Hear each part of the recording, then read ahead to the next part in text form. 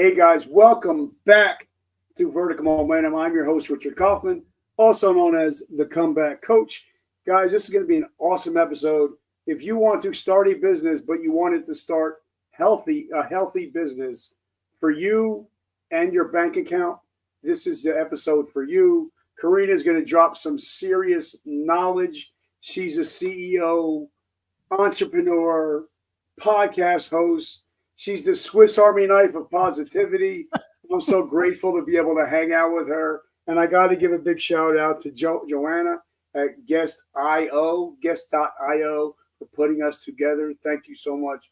Also, guys, my throat is hurting a little bit. So I got to thank Celsius Energy for keeping me going all day long. So, Kareen, what's up? How are you doing today? I'm great. What's your favorite Celsius flavor? I'm a watermelon. I'm a fruity guy, so I like the watermelon and the orange. Those are my favorite flavors. Mine is the mango green tea. That one's a good one. And they sponsor the show. So I want to give a big shout out to Celsius. Yeah, amazing. Great. So, first question right out the gate, because obviously growing up in Connecticut, us people from East Coast, we're a little bit harder around the edges. We go through a lot, especially during the winter times. Mm-hmm. So what is your definition of resiliency? Because I'm sure your life hasn't always been sunshine, rainbows, sprinkles, and unicorns, right? That's right. Yeah. I mean, I think resiliency is the ability to continue to step forward through whatever you're facing. So whether it's digging in deep to your soul's calling to be like, okay, why was I in this to begin with? And taking a step further in faith sometimes is a resilient step. The recovery of when you are knocked down to give yourself the pause and the healing time, I think is a form of resilience as well. But whenever I hear the word resiliency, it reflects continuous motion to me. There's a forward motion with resiliency. It's not anything that's stale or stuck. It is something that consistently moves forward. So you're saying it's vertical momentum? Is that what you're saying? So let me ask you a question. Give us a quick down and dirty about who you are, where'd you come from, how'd you grow up, and how did you grow up to be such a kick-ass person like you are today? Yeah, very sweet. So who I am, I mean, I would say I lead with 3 core values in everything I do.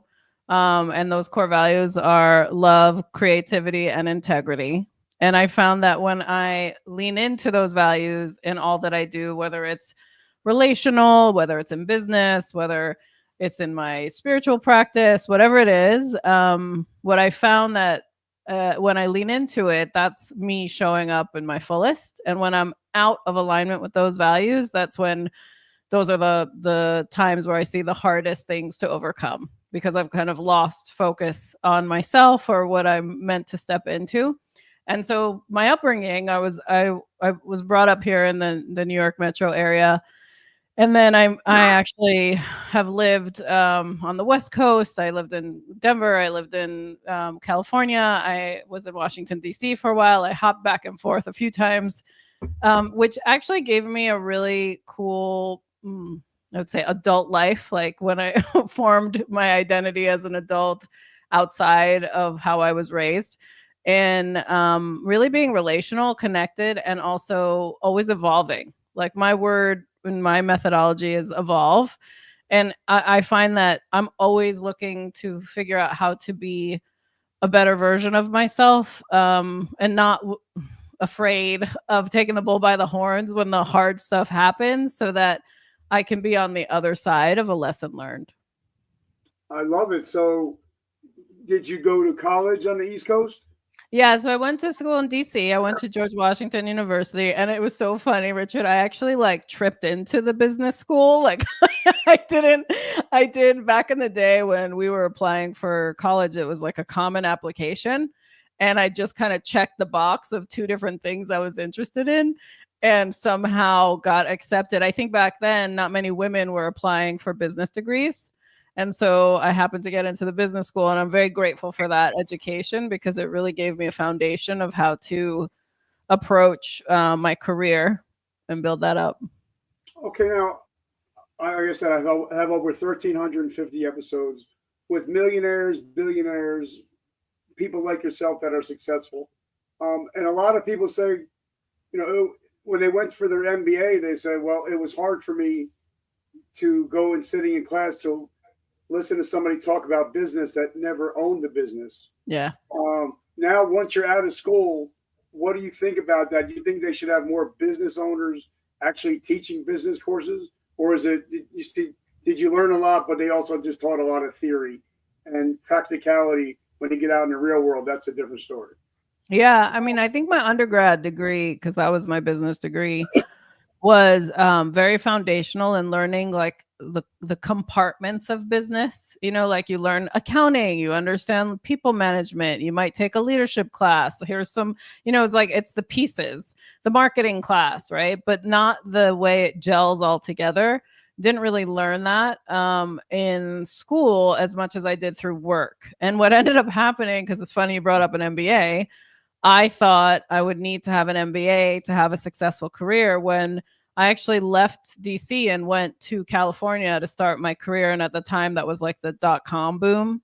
And so I was fortunate to be on the uprising of technology on the West Coast. And I was such a hustler in my career climb that I made sure that every like 6 months I was getting promoted in my company because I just wanted the most out of the time I was giving someone else's company. And I wanted to learn as much as I could on how it fully operated from end to end. And I really scaled my career in 5 years from a business analyst to becoming a senior director of mergers and acquisitions in like 5 years because of that hustle. Now, midway through that, the reason I bring that up, I was like, oh, I should probably go get my MBA. And then I went through the whole process. I took the GMATs, I was getting prepared. And then I realized MBA students were graduating wanting the career that I had, right? Yeah. And so it would have been risky for me to leave. So I prefer learning through doing. That's just my MO. I'm not an academically inclined person. I like to learn through action. So I do think that learning from other entrepreneurs, other business owners, other methods that then fit into your style is a really healthy way if you're going to build your own business and be a leader in that way, to do it with a stronger foundation than just the education of it. And that's something that and Kareen, I really love that because I'm a 9th grade dropout. Mm-hmm. I didn't even have a high school diploma, and right. I'm successful in business, but I had to learn the hard knocks. But I think the way that I got successful was I focused more on my soft skills, mm-hmm. because I think they can teach you the hard skills. Anybody can learn the hard skills. Yeah. But I think in today's day and age, I think having the soft skills is a lot more important because, we now that we know each other, we're going to become friends and build a generational relationship. That's where I think the magic happens. Yeah. Is in the building relationships. And you've mentioned relationships 3 times already. Yeah. So I see that that's a big part of your life. So talk about how important soft skills are. Oh, yeah. I mean, I think soft skills always wins the game. We can figure out how all day long. And then now with like automation, you can figure out how, with knowing people who have gone before you, you can figure out how. But if you do not have the EQ, like the soft skills of how to create a connection around whether it's what you're selling to your clients and making sure that they emote something to want to buy from you, whether it's relational to your team to make sure that they are prepared and ready to grow with you and your business, whether it's with vendors, even just like vendor management and making sure you're getting the best out of all the services you hire. If you don't have that soft skill, that relational communication skill, you're probably either leaving money on the table because people aren't going to connect with you well enough to want to buy from you or do an exchange with you of some sort, or you're spending too much because you didn't have the ability to ask all the questions to understand, is that the best scenario for what you're looking for? And can you create a relationship where they want to give you more because of that connection? That happens too. And I think people miss that opportunity as well. But the soft skills are super critical to build business, but also to enjoy the ride. I think a lot of times, people get into entrepreneurial ventures just for the money, and then they feel broken on top of that pile because they don't have anyone there relationally with them to celebrate all their wins. So it is really important, I think, the soft skill side of business. And I totally agree. And Kareen, like I said, I'm so grateful that we get to hang out today. So thank you so much. I wanted to talk because, as you see, I'm writing stuff down. I do have a traumatic brain injury, so if I don't write stuff down, I will forget. That's why you see me writing stuff. But Right. my friend Gary, we all know Gary Vaynerchuk. Yeah.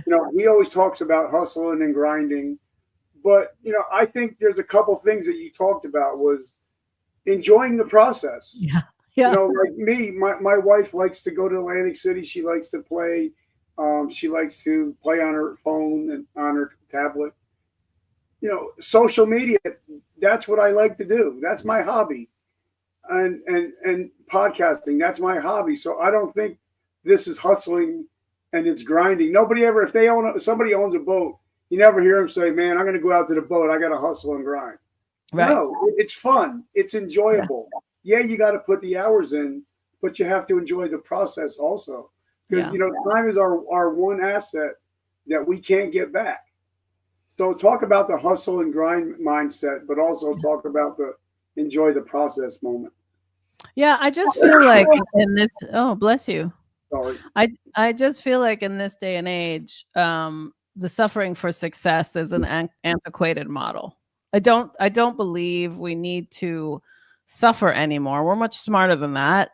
And there's so many tools available to us to make certain things easier, but also just the mindset is so important to be clear on why you're in it to begin with. Entrepreneurship is in business leadership. It's a choice. It is a choice. And I think we forget that. So I like to say this, it's like, if your hustle becomes a hassle, it's no longer for you. Like it just, you've either outgrown what it is you're going towards or wanting, or it's just, again, it's just not for you. Like it does not need to be that painful. And I love that you found that ways to monetize what you're calling hobbies, but truly that's business, that's service, that's figuring out ways to stand in your innate zone of genius and earn off of that. Like that's the winning formula. And I think we forget that. I think people, because we had to grow up in a suffer for success model because we didn't have as much choice back in the day. But now we have so much choice. And it's really about, how do you make the aligned choices? How do you step into what it is that you truly desire so that it does show up in the bank, so that you can have the freedom to choose, take your wife to Atlantic City, like do what you need to do, right? For the enjoyment of it all. And that, I think that's the beauty of where we stand today when it comes to business building and monetization. It doesn't have to be so much of a hustle. I think you do have to have discipline, and I think you do have to have consistency if you want to have that work for you, that business work for you for a long period of time. And Karina, I totally agree. But, let's talk about something that I really want to, you're talking about it, so I want to go there. Yeah. Back in the early 1900s, there was a little book somebody might have heard of called Think and Grow Rich. Yeah. It's not called Hustle and Grow Rich. It's not called Work Your Face Off and Grow Rich. It's actually called Think and Grow Rich. And I think a lot of people don't spend much time thinking about how to become rich. And so, I've had Sharon Lechter on, I've had Greg Reed. They wrote the book 3 Feet from Gold. And they talk about how, we have to think and grow rich. Because I know this year, because Mr. Donald Miller, what I talked to him about, I'm only working 180 days this year. Yeah. I'm going to be on cruises and vacations Right. But that 180 days, I'm going balls to the wall. I'm actually gonna like hustle and have fun. So talk about how important it is to actually think and grow rich. Yeah, I mean the think and grow rich model is understanding, I think, first, like the strategies of earning. Because I think we see, if we're too much in the model of hand to mouth, where it's like, oh, I gotta go earn this check and then that's gonna pay my bills, and then that's the cycle I'm always in, versus I'm gonna go build this business, create something that has a consistent ROI that then gives me fuel for the life that I want.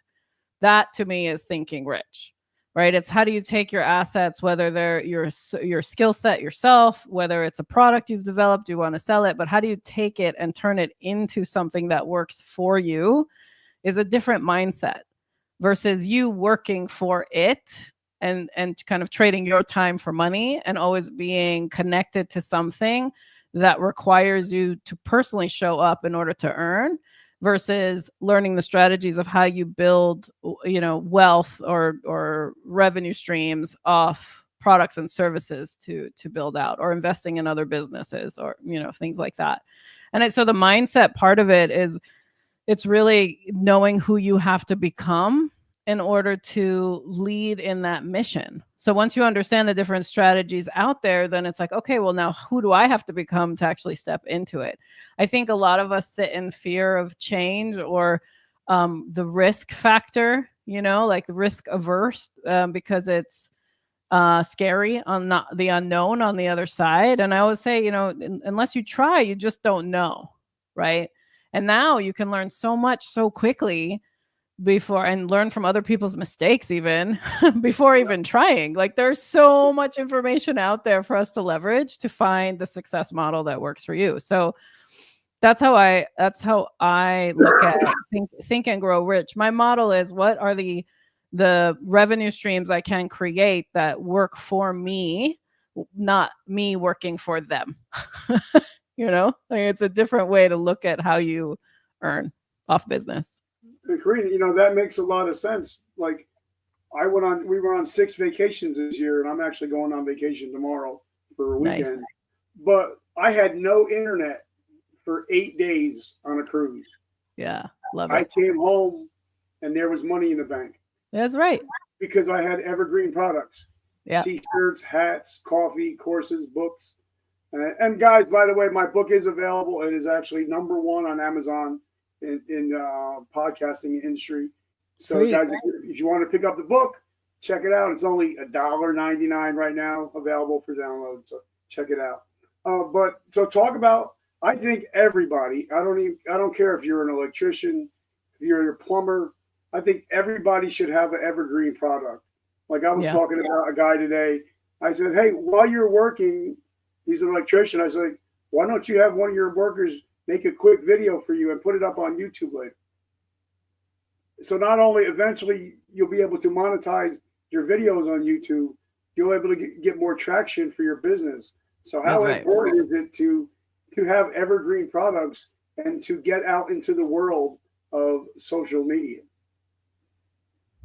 I mean, I think it builds credibility, #1, when you have something consistent that's out there that people can find you and learn more about what you offer, what your specialty is, and the impact you want to have. It is, baseline, I would say, to have a few evergreen products out there that also lead to your services. Or to additional products or programs that you offer that might be a higher ticket price item. It's always good to have a sense of you across the digital landscape, and the impact you want to focus on, but also monetizing it makes it easy. Like with my books, I still get floored that my books get sold on Amazon still, because I released 2 books and over like 5 years ago now. And it's so wild to me when I still get the reports that money has been deposited in my account because someone went out there, and the reason they're buying the books is because they hear me on shows, or I met them in public, or I did a speaking engagement. But there's a way for them to interact with me that it's not me in the room necessarily. They're now finding me, and that makes me more credible to have that as a baseline offer to then decide if by chance they want to be a client of mine or want to come to one of my workshops or speaking engagements. So I do think it's important, Richard, to have that baseline credibility built out on the different platforms. And sometimes, I'll do things for free too, just to serve. Yep. And make sure that there's impact without having to pay for anything, because that's the first point of entry, right? To build the connection. Because again, you and I are both relational, right? Like, yep. We have to figure out where the initial handshake is to then come into each other's communities.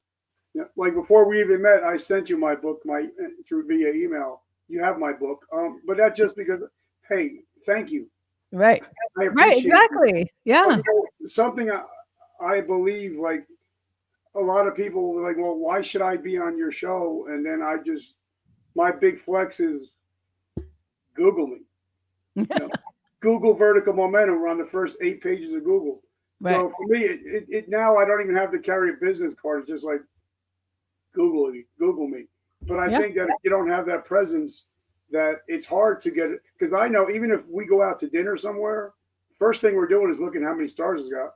Yeah, the reviews matter. Yeah. So okay, and then I definitely want to get into talking about how important AI and then how important real life, when you mix them together, you can't help but win. But I don't want to talk about that just yet. Okay, you tell me when. So now, say if I'm getting out of the military, I'm 45 years old, going to be a retired vet, male, father of 3, veteran. I want to start a business. Yeah. So what kind of advice are you giving to a guy that spent 20 years in the military? Now he's getting out and wants to get into the corporate world, but realizes the corporate world's probably not for him because he's used to taking orders. He's used to staying until the job is done. Yeah. He's used to getting there early, stay late, hustle, grind. So what would you suggest would be your top 3 pieces of advice if he's going to get out of the military and start a business in December of 2024?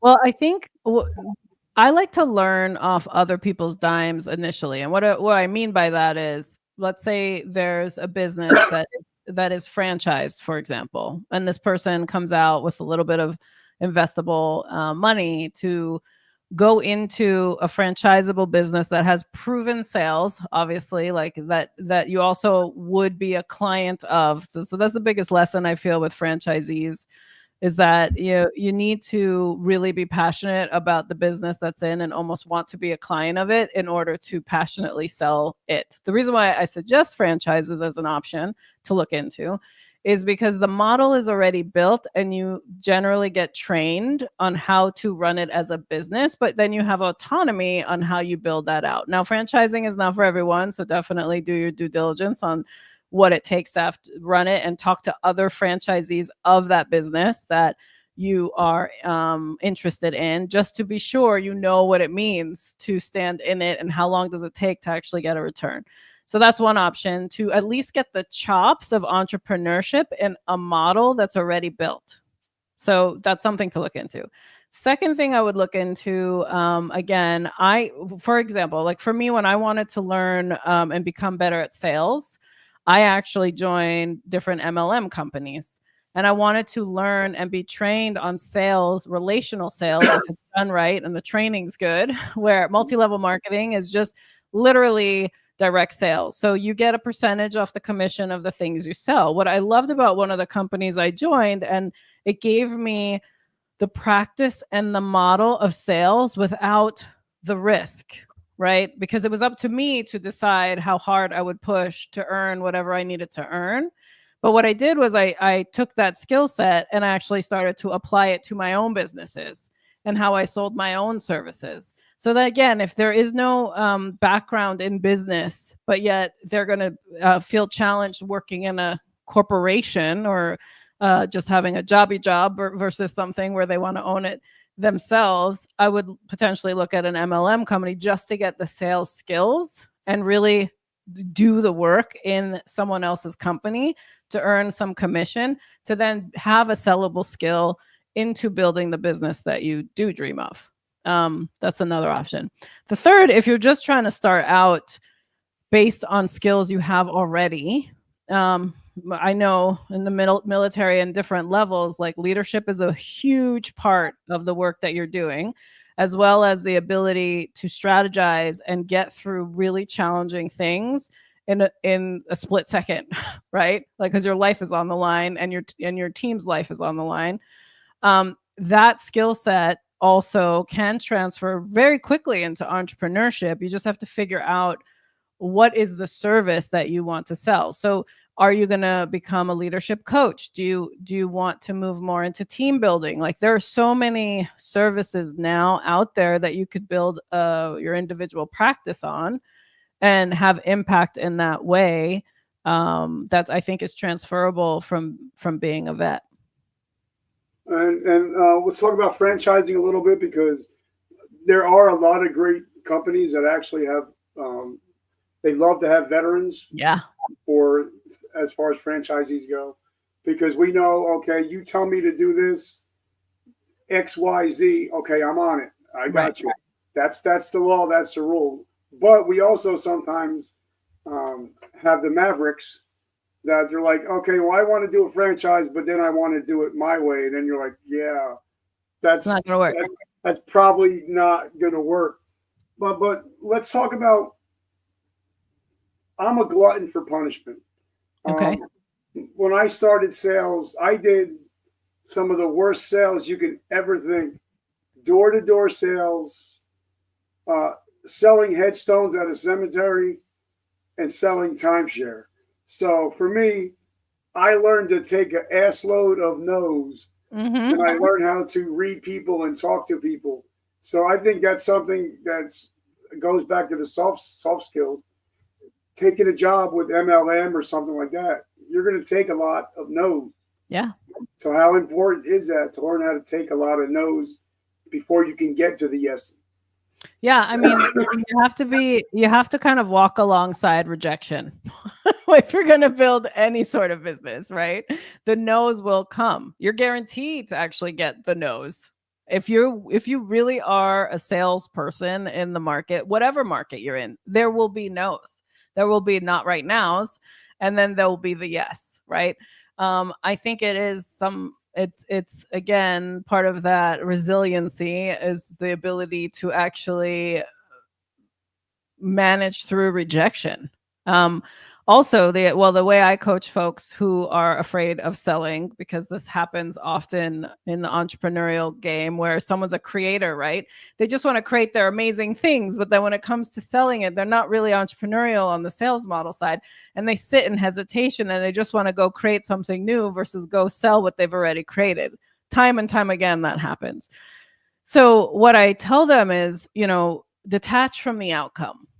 You have to, in the best sales training I ever received was, it's not about you, it's about who is buying from you and what they get from what you're selling them. That's what matters. But their decision is not your responsibility, right? So detach from the outcome and just give them the gifts that you have, like share with them what you're offering and put it out there again and again. And if it's a no, it's a no. You go on to the next, but you have to keep knocking on every door until you get the yeses that actually fund your business, right?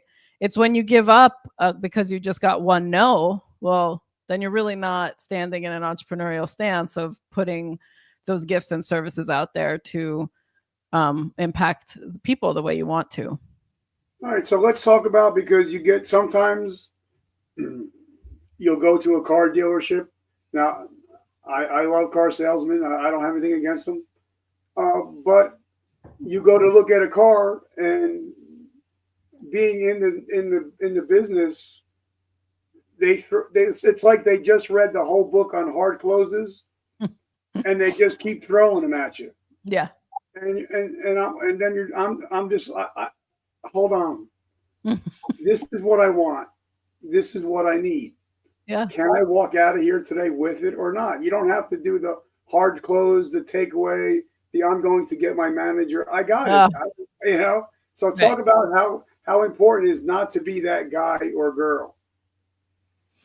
I think it's that relational piece that we talked about earlier. It's about making the connection is what's most important, and then really listening to what the needs are of your potential buyer to make sure it's aligned. Like I have a style of sales where I like to ask, what is a successful outcome for you?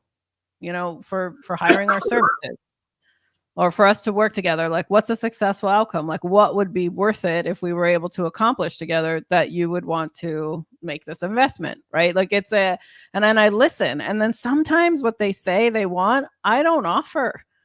So I was like, you know what? That's really great. Like 2 of the 3 things actually would be another coach. Let me recommend someone else. Like I would actually defer if I'm not the fit, because I want to know that I'm going to also be successful in that exchange. So I think, to me, I've always been a relational sales person, and I focus on the outcome, but I'm detached from it at the same time. I'm okay if it's this is the outcome I'm hearing, but I might not be the one for it, or this is the outcome I'm hearing, and yes, we can knock those 3 things out really easy, right? Like I think it matters to be clear and listen to what your client is really looking for, and don't fake it. If you can't do it, if that's not the service or the product is not going to do that thing, then don't sell the lemon, right? Like that is the used car salesman sleaziness that people, when they hear sales, think they have to be. But that doesn't really exist anymore, because we have so much information out there now to qualify what people are telling us that product or service does, right? And like I ran a GNC for almost 30 years. And every other GNC in the country, you'd walk in, hi, welcome to GNC. Can I help you? And that wasn't me. Yeah. You'd walk in the store, I'm like, hey, how are you? Yeah. Look around. And then I go around blocking and facing. And then I go around, I was like, what kind of products do you use? What are you using now? Yeah. I never asked a closed-ended question. Right. Like if I ask you, can I help you? You're probably going to say no. But Right. how are you going to say no to what are you currently using? Right. It opens up the conversation. Yeah. And I think a lot of people that they in sales, they can't build that know, like, and trust if they automatically put a no question, yes or no question out there. So how important is it to ask open-ended questions? Yeah, I mean, I think that means that you're a solid listener if you're asking an open-ended question, right? Like it actually matters. The answer matters to you, right? So the what questions are really great. The how questions, right? How can we help you today is, yeah, that's open, but you're not necessarily leading them to give you an answer that would help you guide them, right? So I think things like what excites you about having a new car right now? Like what would make you feel amazing driving it every day? Like what are you looking for that would be reliable for you? Like just understanding the needs then allows you to share how what you have would support that, to then offer whatever the offer is to be the one to support them. And Kareen, I agree now. Like I would have a lot of people they would come in and they would want a return product. I had almost a 0% return rate. Yeah. Because somebody would come in and they'd be like, I didn't like this product. And instead of me saying, oh man, that's the crappiest product there is out there, I got something better than that. Because then it makes that person feel stupid for buying it in the first place. Yeah. So for me, I'm just like, what didn't you like about it? What did you like about it? Yeah. Let's work it out. Let's see what I can do for you. But I think a lot of people, like if you're going to go into a Ford dealership and they see you're driving a Chevy, they're probably like, oh, that Chevys are crap. You got to check out the new whatever. And now you just made me feel stupid for paying for a car, and I want to buy one of yours. So how important is that aspect of not making your customer feel stupid for buying something else previous to your product?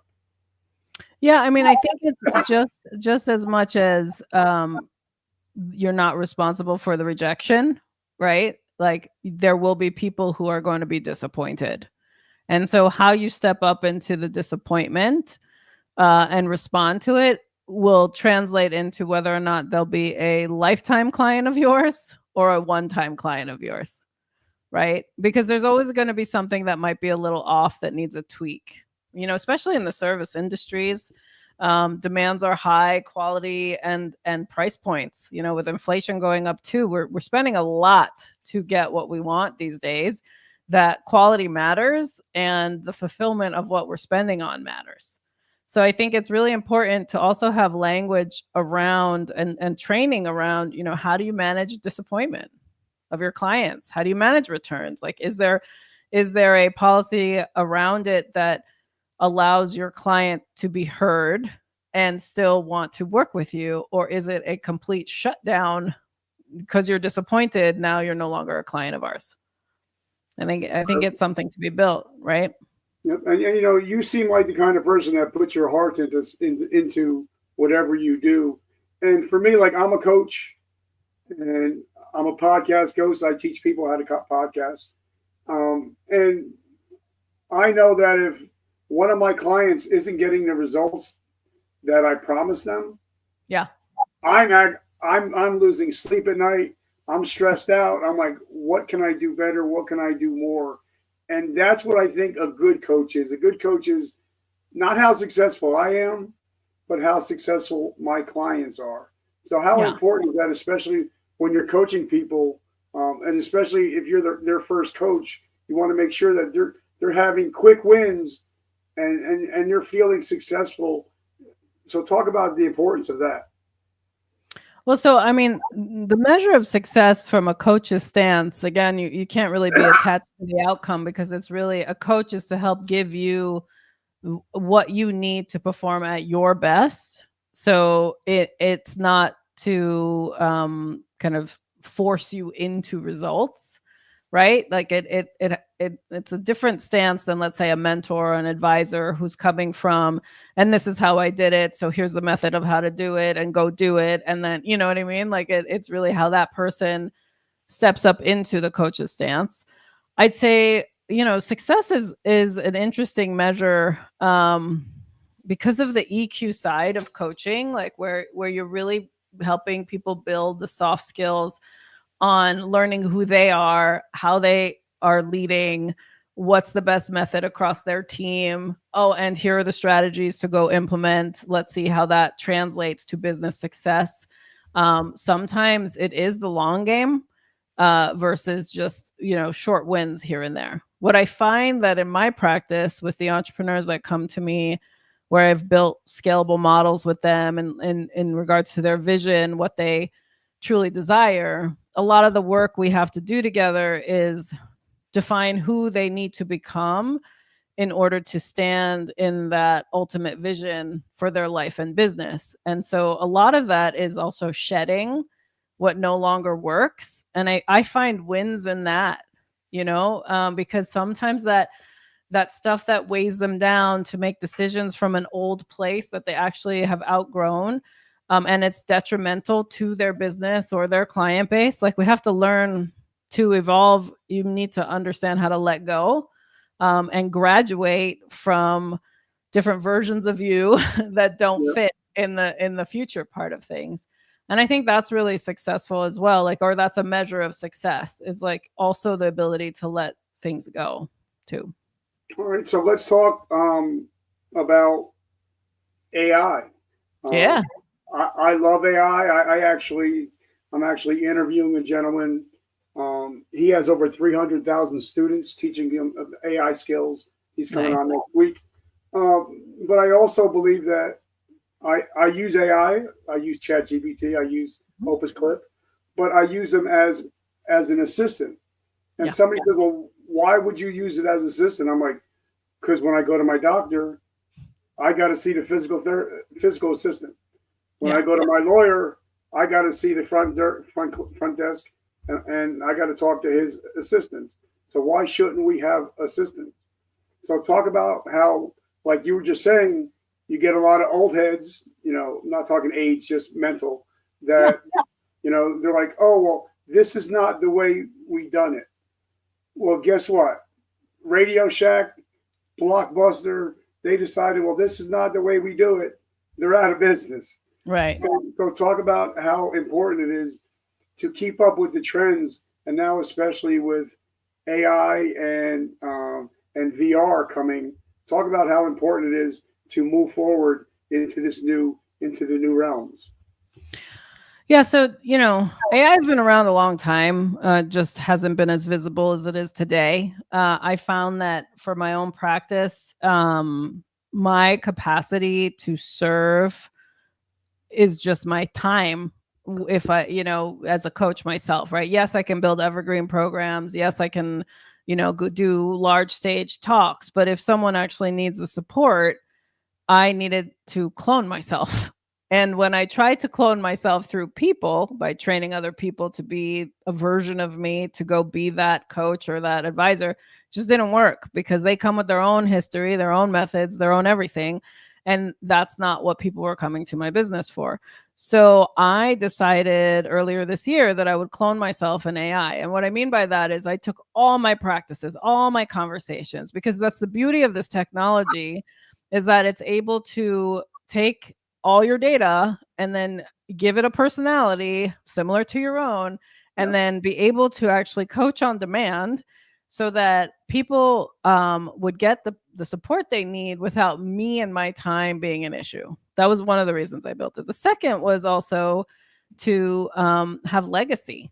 This now lives on without me having to be the one doing it and it dying with me. And that actually gave me such a relief when I got my first test platform of the app I launched, the Hey Kareen app, that the AI was like, oh my God, there was this like relief, all this hard work, all this education, all these certifications, all the case studies, all the conversations, the hey Kareen, how do I questions are now centralized in one place, and anybody can leverage it, and I could be gone and still could be used. And that was really cool to me to know that that's in place. I think people sit in fear in general on technology, and there's a lot of fear mongering happening right now around AI and the control and the robots coming out and all the things, right? But it's like, we're still human. We're humans with a lot of technology to leverage to be able to build and have more ease in our life, that we have to step forward into it if we're going to continue to evolve and thrive. So I personally just took the bull by the horns and like built my own clone, and now it's been out there and the response has been really cool. A lot of my friends, Richard, who are on it, where they'll message me directly and ask me a question, and then they'll go into the app and ask her the question, and they're like, oh my God, you guys answered it the same. I was like, yeah, because it's me. Like that is me. Like it's so cool that we can have technology that does that, and it allows me to actually evolve past this version of myself, because now I know I can defer people to the AI to use while I'm still evolving and feeding the machine with more information, more learnings, more methods of what I'm putting out into the world, and it can still be leveraged, which is really cool. And I love AI. Like, I know I actually use it more for research purposes than anything. Like before I go give a speech or before I write something, I'll actually go into ChatGPT and ask the questions that I need to ask. Because I want to learn. So I want to learn. I want to know, because I know a lot of people that are using AI, where if you got them on a stage and you ask them a question, they don't remember the paper they wrote that day because they didn't write it. Right. Where for me, it's like, okay, I'm writing a paper, but I want to know everything. So AI, teach me more, and then it learns while I'm learning. Right. You know what I mean? So last couple questions. I know I get a lot of hate for this, but I think Subarus are some of the ugliest cars ever made, but they have an amazing mission. Yeah. They're helping so many people. And when you buy, and people that buy a Subaru, they're not buying anything else. Right. That's their car. That's their thing. Like Bomba socks. Once somebody buys Bombas, because it has a mission, they continue to buy. And Yeah. I'm seeing now more of the clients that I teach. I always tell them, well, make sure that you have some kind of mission.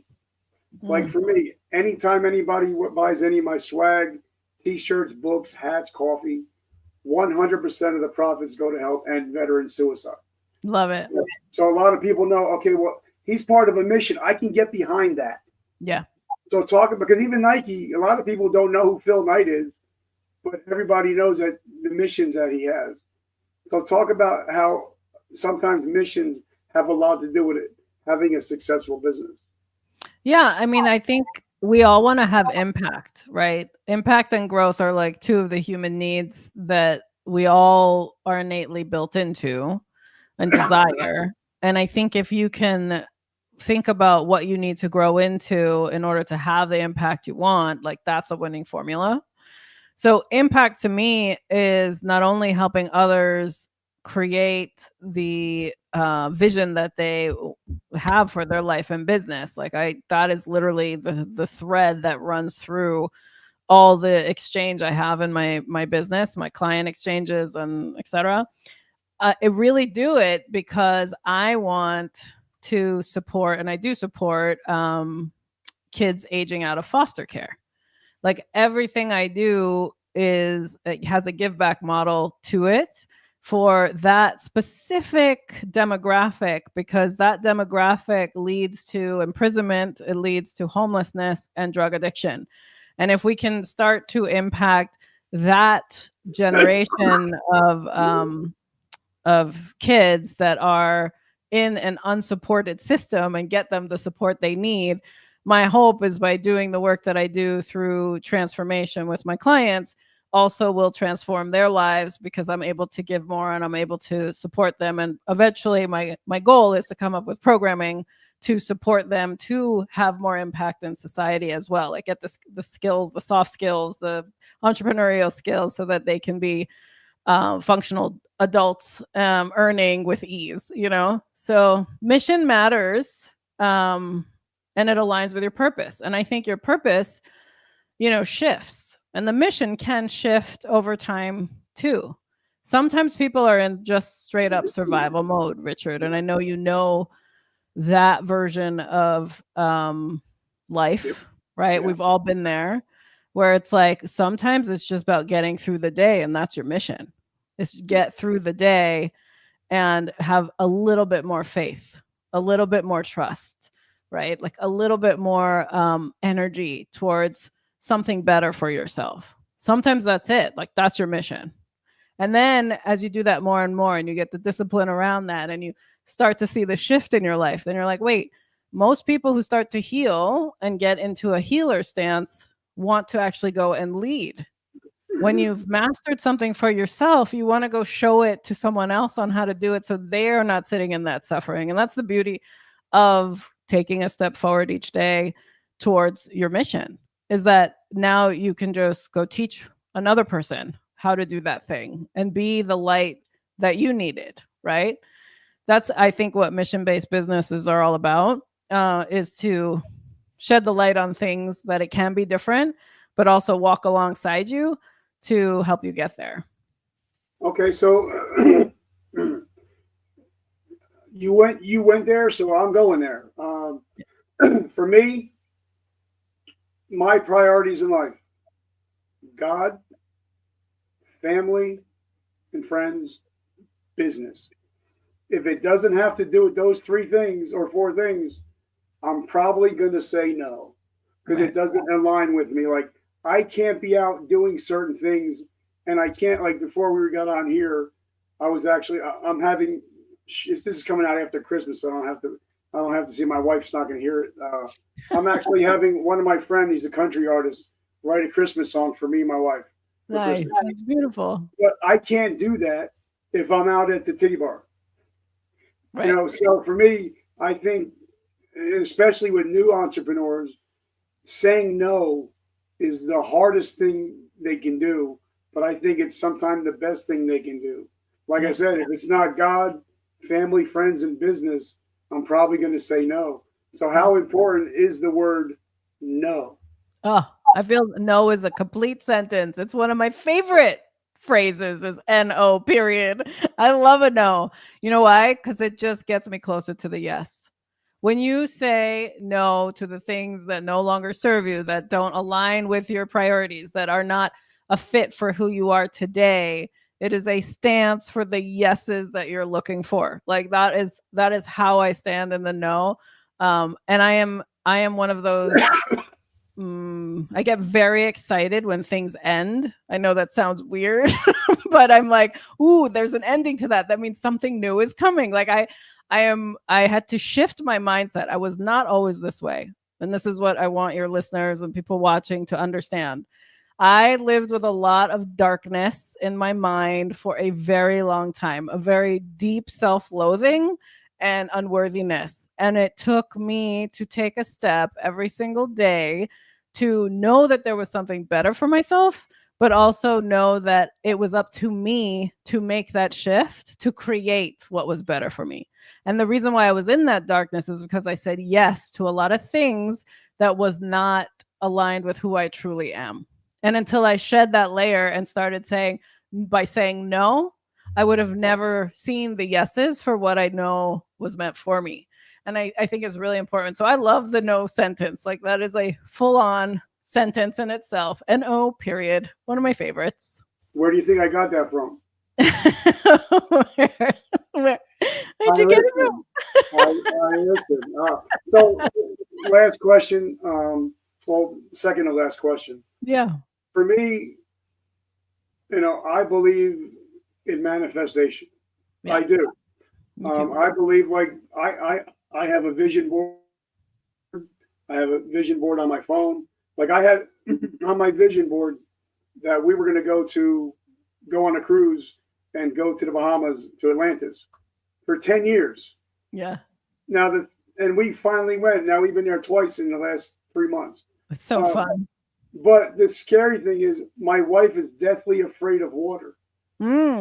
But she kept walking by every day and seeing the cruise ship and seeing the Bahamas. Yeah. But now also, whenever I walk outside my door, I expect favor. I expect to be blessed. I expect the best parking spot. I expect the best deals, not because I'm anybody special, but because I'm his son. That's right. So, and like when I go on the cruise ship, they call me Mr. Richard, and or Sir Richard, and I'm like, I don't know where you got that from, but I'll take it. So, talk about how important manifestation is, because, and I think it was the guy, Mr. Carnegie, said your obsessions become your possessions. So, what do you think? Using your RAS, because I know you like talking about the RAS. Mm-hmm. So I listen. So talk about how important it is to use your RAS to manifest what you want or what you don't want in your life. Yeah. So, I mean, I always like the simple phrase of what you focus on, you find. And so if in your mind's eye, you're focused on all the negative, then the negative is always going to show up for you. And it wasn't until I really sat in that messaging of what you focus on, you find, because I was always a visionary. I would always see something different, but my actions did not align with what I saw was different, or what I had to tolerate at the time was not a fit for what I envisioned for myself, but I still had that vision. So I'm like you, where I have vision boards, but vision boards do not come to life unless you're acting in that vision. And so when I look at my vision boards, which are on the other side of this screen, so that I purposely am seeing them every time I'm at my desk, that's the embodiment of the life I desire. I have to see it to remind myself what to focus on, and which I love about that. So what I focus on, I find. The other piece is, it is God's plan. It is the universe's plan. It is whatever you choose to call your higher power, where there is a purpose for your life, but you have to be open to being huge about it. I think we limit ourselves on what's possible for us, which then makes it an even smaller box to fit in. You do not fit in 2 boxes. The world is here for you. So go bigger.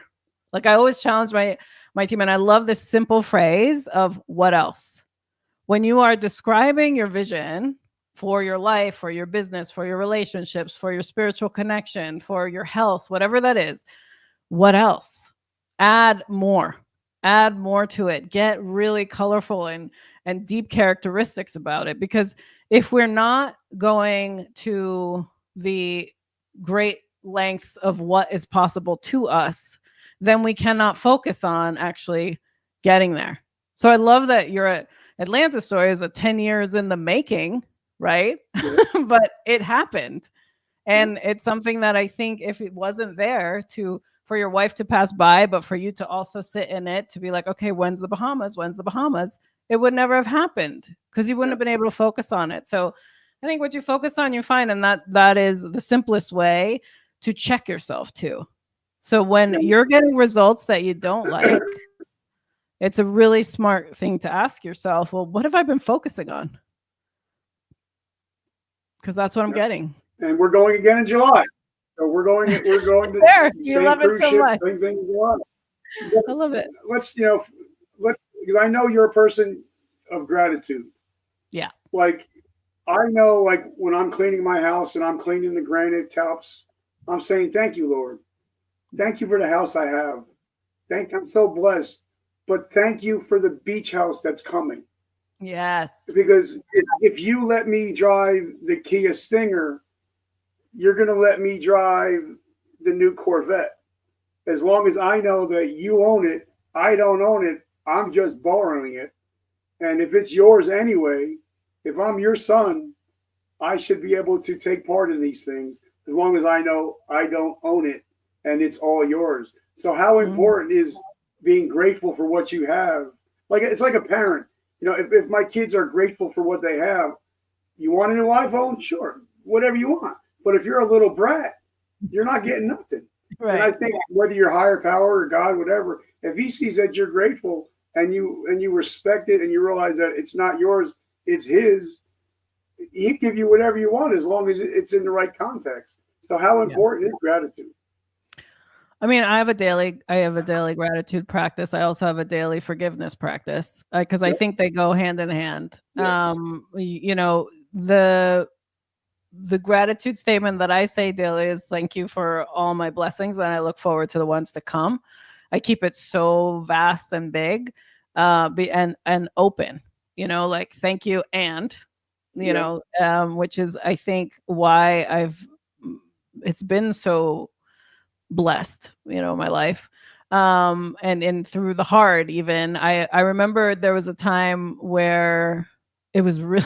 I was frozen out of my house. Like the water pipe from the town line to the house, and this was in Jersey when I actually had a house in Jersey, froze. So we had no hot water, no water at all flowing through the house.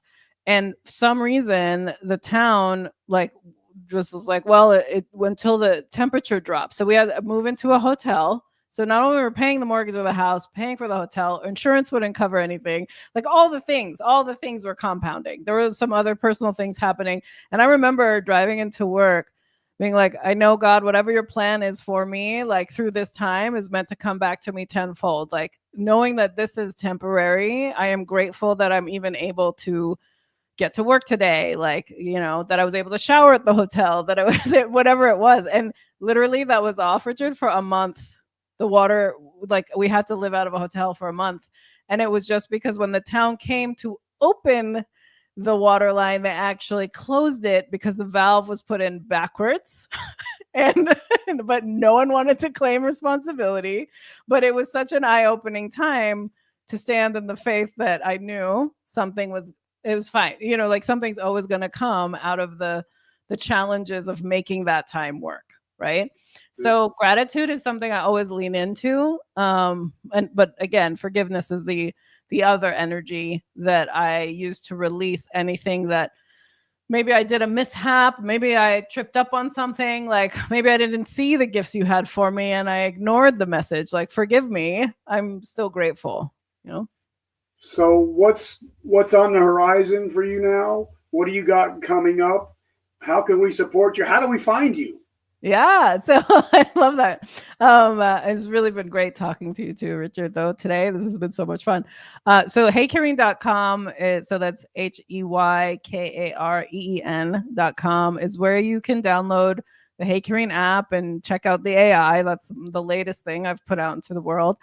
You can also connect with me on Instagram and or LinkedIn. I truly am of service. So if there's someone that's listening or watching that wants me under the hood of their business and like make sure that you are building an aligned, sustainable business, love doing that work too. I offer half day and full day workshops as well as one-on-one intensives.